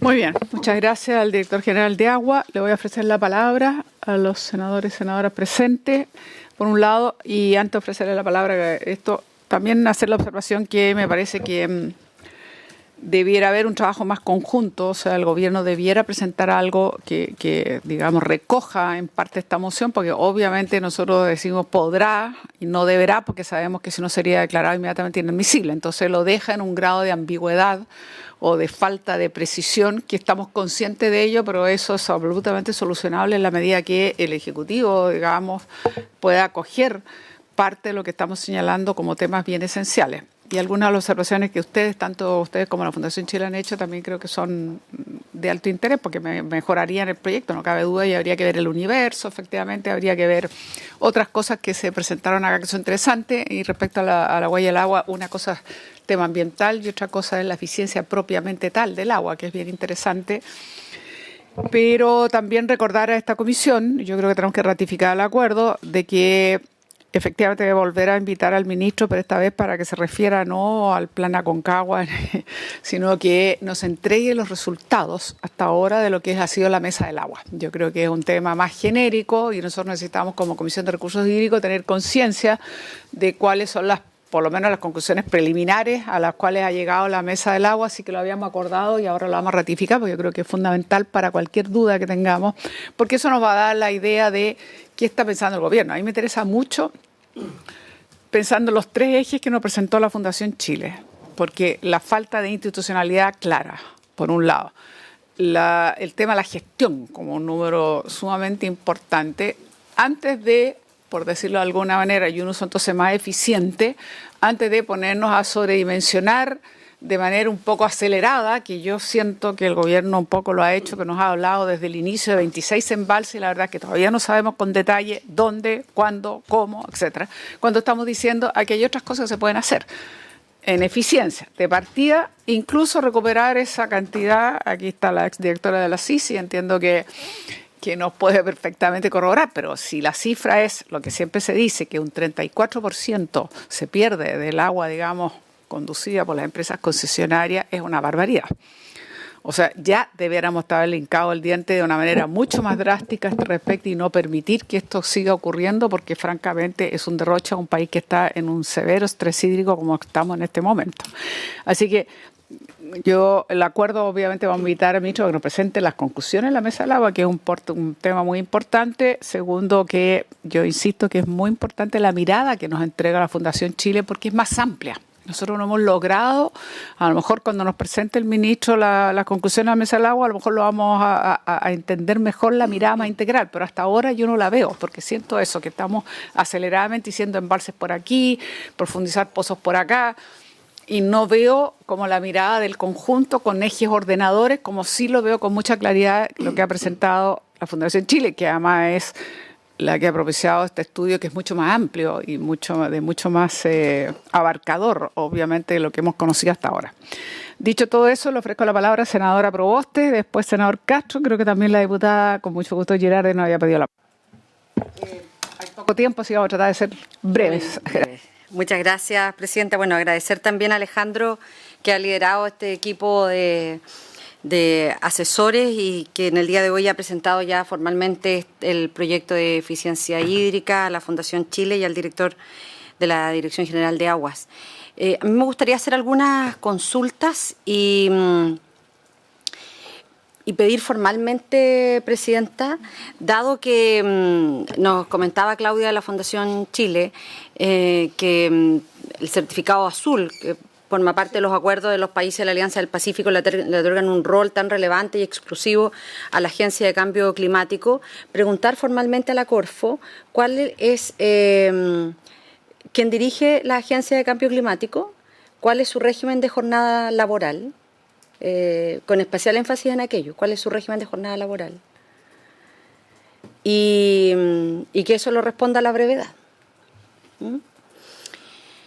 Si le parece, Presidenta. Segundo, me gustaría preguntar, porque también a propósito del sello azul, Claudia señalaba en que la Superintendencia de Servicios Sanitarios también está implementando un sello azul, pero a nivel de hogares.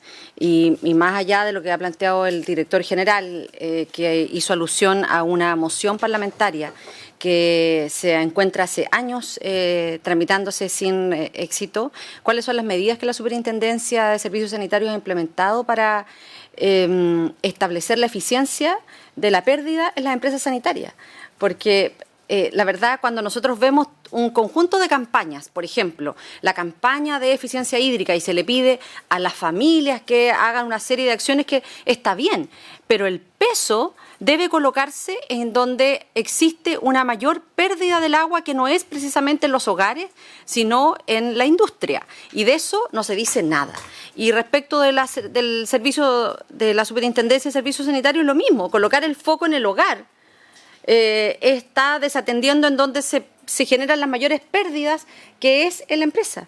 Y producto de la legislación que genera impunidad frente a las pérdidas de las empresas, porque les permite a las empresas perder, inclusive cargándole ese costo a los propios ciudadanos y ciudadanas. Entonces, me gustaría saber cuáles son las acciones concretas que la Superintendencia de Servicios Sanitarios ha generado en virtud de abordar la eficiencia por parte de las empresas de servicios sanitarios en lo que dice estrictamente relación con las pérdidas de estas aguas. Y hay un dato que nos parece que es bien interesante y que Claudia lo aporta en esta comisión, y que tiene que ver con la relación del bosque nativo y la generación de agua. Si bien es cierto, en Chile tenemos una ley de bosque nativo, de recuperación del bosque nativo, pero también esta ley establece, si bien es cierto, establece ciertas prohibiciones. Hoy día lo que nosotros vemos es que ha sido una extensión, parte de este modelo de mayor acumulación, de ambición, en donde los cultivos se van extendiendo hacia los bosques nativos y acceden a las autorizaciones por parte de la CONAF. Incluso ha habido una comisión investigadora en la Cámara al respecto, pero creo que tal vez en nuestro proyecto debiéramos incorporar medidas mucho más claras respecto de preservación de bosque nativo asociado a la generación de aguas. Y quisiera, por último, preguntarle al director general de Aguas si dentro de la información que ha entregado la Secretaría viene el detalle no solo de los embalses, como lo ha planteado también con mucha claridad la presidenta de la comisión, sino el detalle de las inversiones en sistemas de agua potable rural, desagregadas por regiones y por comunas. Eso, presidenta, muchas gracias. Muy bien. Rápidamente, senador Castro y diputada Girard. Gracias, presidenta. La verdad que este proyecto de eficiencia hídrica obedece nada más que al cambio climático. Y es una realidad que estamos viviendo, que el cambio climático, al parecer, ya es una realidad que se quedó. Este proyecto, la verdad que es gigantesco si uno empieza a analizar desde el punto de vista de las acciones que se deben tomar para poder lograr ser eficiente de verdad en lo que significa el recurso hídrico. Aquí hay temas que yo separaría. Las aguas subterráneas, yo siempre he separado las aguas subterráneas y las aguas superficiales, porque para mí son dos fuentes de abastecimiento. Si bien es cierto, para mí las aguas subterráneas sin duda que deberían ser la reserva del consumo humano y no deberían ser sacadas por ninguna, ya vemos, actividad que no esté debidamente estudiado el acuífero, y es un tema que hay un proyecto que yo lo presenté a esta misma comisión para que lo analizáramos, que yo creo que se encuadra perfectamente dentro de este mismo proyecto, que tenemos que ser capaces de ver y poder tomar decisiones para que no se sigan cometiendo errores. ¿Y por qué me preocupan las aguas subterráneas? Porque efectivamente, cuando se tecnifica, no hay ninguna posibilidad de que el riego tecnificado ayude a aumentar los acuíferos. Sí, es imposible. Los acuíferos hoy día no se están recuperando porque no tenemos agua. Al no tener agua, toda el agua que le sacamos al acuífero van bajando esas napas. Entonces, no, como digo, es un tema de sentido común. Entender que si no tenemos recuperación, lo que saquemos ya es menos. Siempre va a ser menos. Y ahí es donde tenemos que colocar mucho cuidado, porque efectivamente uno ve cómo ha ido creciendo la actividad agrícola de grandes empresas agrícolas que también nosotros debíamos ser capaces de regular. A mí me gusta mucho el desarrollo, el crecimiento, la empresa, la actividad agrícola. Me gusta que el país le vaya bien y que crezca. Pero también es cierto que hay que entender que la falta de agua nos está complicando y nos va a complicar. Y uno ve con dolor, cuando uno está metido en un trabajo legislativo, uno ve con dolor lo que está sucediendo y lo ve con alegría cuando empieza a mirar el paisaje. Porque con dolor digo porque yo sé que muchas plantaciones que se están dando hoy día en secanos están basadas en los pozos profundos. Y me duele porque yo sé que esas aguas son necesarias para el ecosistema.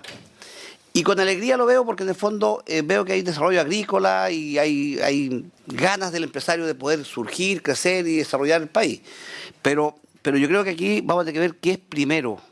¿Qué es primero? Y yo creo que entendiendo de que la falta de agua y la reserva que tenemos subterránea, tenemos que tomar medidas, y nosotros yo creo que en este proyecto de ley tenemos que ser capaces de legislar para tomar medidas y evitar ese tipo de desarrollo, porque creo que le está haciendo un daño al país.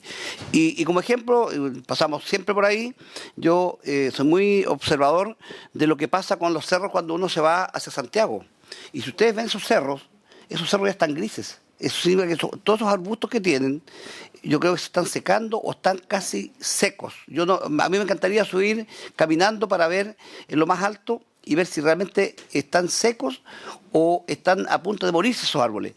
Y yo creo, yo no soy experto en la materia, pero me doy cuenta de que todos los pozos profundos que tiene aquí, llamemos este valle de Casablanca, para mí la mayoría se riegan por pozos profundos. Y todas estas viñas hermosas que vemos, ¿qué es lo que hacen? Perforan esos acuíferos y perforan esos vasos comunicantes que tienen con esos cerros. Y no me cabe ninguna duda que esa es la razón por qué se están secando esos cerros. Si nosotros pasamos el túnel Lo Prado hacia el lado oriente, ustedes vean cómo están los espinos. Hay una parte que están preciosos, están verdecitos, pero antes de cruzar está todo seco. Entonces, algo pasa dentro de estos acuíferos que uno no tiene los estudios. Por eso yo, en todo este proyecto, yo creo que puede ser muy grande este proyecto, puede ser muy grande el trabajo que nos va a llevar, o lo vamos a tener que acotar. porque son varios temas que hay que ver. Por eso, para mí las aguas subterráneas es un tema y las aguas superficiales es otro tema, porque las aguas superficiales, efectivamente, cuando se planta, se tecnifica. ¿Y qué es lo que pasa con la tecnificación? El agua superficial hoy día no es la cantidad de agua necesaria para regar, llamemos, la parcela que está definida. Por ejemplo, por decir, si una parcela de 30 hectáreas tiene 3 regadores, esos 3 regadores hoy día no permiten regar las 30 hectáreas.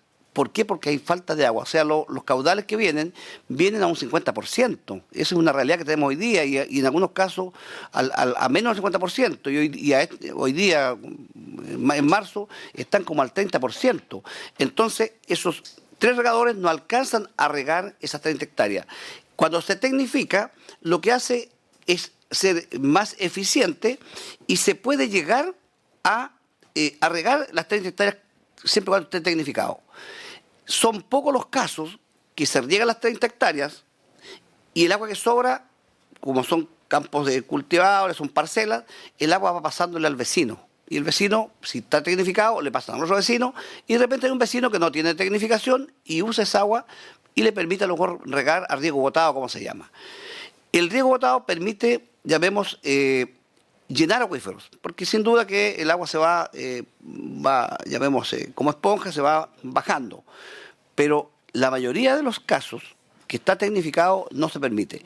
Pero también uno se da cuenta que en algunas zonas que tienen este plan, que tiene aguas superficiales, también tienen una parte de cerro y vienen los empresarios agrícolas, que no tengo nada contra ellos, al contrario, yo los aprecio mucho, yo soy nacido en el campo y sé lo que significa ser agricultor, toman ese cerro, lo empiezan a decepar y le colocan plantaciones. Entonces el agua que tienen, que podrían tener de más, la empiezan a subir hacia los cerros. Que creo que ahí se genera un tema que tenemos que ser capaces de evaluar a lo mejor científicamente, que el daño que estamos provocando con permitir ese tipo de, llamemos, de cultivo. Como también en otras zonas que son netamente costeras, se han desarrollado grandes plantaciones. Cuando yo digo grandes plantaciones, hablo de 1000 hectáreas de viña con pozos profundos. Obviamente que ahí tenemos un problema que debemos ser capaces de dar solución. Entonces, este proyecto puede ser muy grande si empezamos a incluir todo, como también puede ser más pequeño si empezamos a acotar, pero hay que enfrentar estos problemas con otro tipo de proyectos también para poder limitar y poder tener una real, llamemos, eficiencia hídrica y que no se nos arranque el gasto de agua producto de que no somos capaces de legislar de una buena forma. Muy bien, senador Castro, muchas gracias. La verdad es que yo les ruego que seamos breves porque yo tengo comisión a las 12 y estamos votando. Entonces ya empezó la Comisión de Medio Ambiente. Diputada Girardi, muy breve, pero mire, solamente decirle que esta es la primera sesión que tenemos donde se ha presentado formalmente. Y como ya hemos dicho, que hay que trabajar mucho más y con el Ejecutivo también, que puede perfectamente hacer varias indicaciones para que este proyecto se pueda precisar en la línea de lo que nosotros queremos. Diputada Girardi. Sí. Gracias, Presidenta. Lo primero es la pregunta respecto del alcance de esto de la infiltración, ¿ya?, de las cuencas y de paso de la posibilidad de recuperar bosque nativo. Presidenta, yo soy una gran caminante de su distrito, ¿ya?, por los cerros de la Cuesta La Dormida y ahí no es que esté secándose, ya el bosque está muerto. ¿Ya? Y es terrible, porque son 60 especies de 60, 100 años que ya se murieron, imposibles de recuperar. ¿Ya? Y eso fue en un lapso de meses, o sea, hoy día está todo muerto. ¿Ya? Entonces, ojalá este proyecto pudiera, a lo mejor con una buena argumentación de la posibilidad de recuperar, ¿ya?, a través de la infiltración, bosque nativo, yo creo que sería súper interesante y a lo mejor incluir en este proyecto me parecería súper bien. El otro, y pedirlo también al Senado, ¿no? Hay un proyecto de tierra de hoja que nosotros presentamos y que lo aprobamos en la Cámara de Diputados hace muchos años. ¿Ya? Perdón, lo vimos en la Comisión de Medio Ambiente. ¿Ya está? Nosotros ya lo aprobamos en la Comisión. Ese es un proyecto que también apunta a evitar que el bosque nativo se siga... Perdón, lo aprobamos en Medio Ambiente, pero pasó a Agricultura. que se siga degradando y ojalá ahí pudiera haber una presión para que ese proyecto se acelere porque es protección de bosque nativo. Y lo otro, ver si dentro de este proyecto de eficiencia hídrica se podría, como decía la diputada Proboste, establecer una rigurosidad mayor respecto a la ley de bosque nativo y la protección del bosque nativo, porque efectivamente es lo que asegura que haya agua. Si lo que decía el senador, lo poco de agua que hay, hoy día hay que conservarla y hay que cuidarla como un tesoro, ¿ah? Y eso es lo que yo creo que no estamos haciendo, más allá de esperar y hacer los guillatunes respectivos para que llueva, ¿ya? Y si no llueve hay que... claramente hay que cuidar lo que tenemos. Nosotros yo presenté un proyecto de ley del Servicio de Evaluación de Impacto Ambiental, del nuevo servicio ambiental y que no lo incorpora el nuevo proyecto del gobierno, que es que todo proyecto que requiera agua pase por el sistema de evaluación de impacto ambiental. Todo. O sea, no existe hoy día, yo creo que el agua va a ser un bien tan escaso que cualquier proyecto, ya sea agrícola, que sea de hidroeléctrica, de lo que sea, debe necesariamente pasar por un sistema de evaluación de impacto ambiental que incorpore el proceso de disponibilidad posible de agua, que eso es lo que no vamos a tener, ¿nada? Y eso no se está haciendo. Hoy día ningún proyecto agrícola pasa por el sistema de evaluación de impacto ambiental. Y lo otro que también quería mencionarles, que nosotros estamos también, la próxima semana vamos a presentar un proyecto y que va seguramente venir al Senado en algún minuto y a esta comisión seguro, que es un proyecto donde una de las grandes industrias que pierden agua, ¿ya?, son las empresas de mantención de áreas verdes, porque las aguas la pagan los municipios. Entonces los tipos dejan regar, dejan corriendo el agua horas, como no lo paga la empresa, ¿ya?, y eso es un derroche brutal de agua, ¿ya? Entonces estamos presentando un proyecto de ley a nivel de municipios para que se cree también conciencia desde los municipios respecto de multas, ¿ya?, y sanciones a las empresas de mantención de aguas, de mantención de áreas verdes. Y lo último, en el proyecto de aguas grises que se aprobó ya, que es la 21.075, que se aprobó acá y que todavía no está el reglamento, ¿no? Paso el mensaje al Ejecutivo. Yo creo que sería interesante que a través de esta ley se pudieran incorporar también todo el tema de aguas negras, que fue solicitado por la Fundación Chile a ese proyecto y que no lo hicimos, ¿ya?, que no era solo aguas grises, sino que era aguas negras que también había que incorporar. Yo creo que sería el minuto a lo mejor de incorporarlo también en este proyecto de eficiencia hídrica. Muchas gracias. Muy bien, se agradece a los aportes que nos ha hecho la diputada Girardi y lamentablemente las respuestas las pueden hacer por escrito o si tienen la voluntad y la generosidad de poder volver a concurrir más adelante cuando sigamos tratando el proyecto, encantadísimo, porque evidentemente que es muy importante y como dijimos uno de los ejes fundamentales. Y estamos muy de acuerdo en eso, digamos, sino que lo que queremos saber es cómo perfeccionar, aterrizarlo, acotarlo, pero también que sea eficiente la eficiencia, valga la redundancia, hídrica, que es lo que buscamos. Así que sin más, porque lamentablemente tenemos comisiones, levantar la sesión y se agradece mucho a todos nuestros invitados.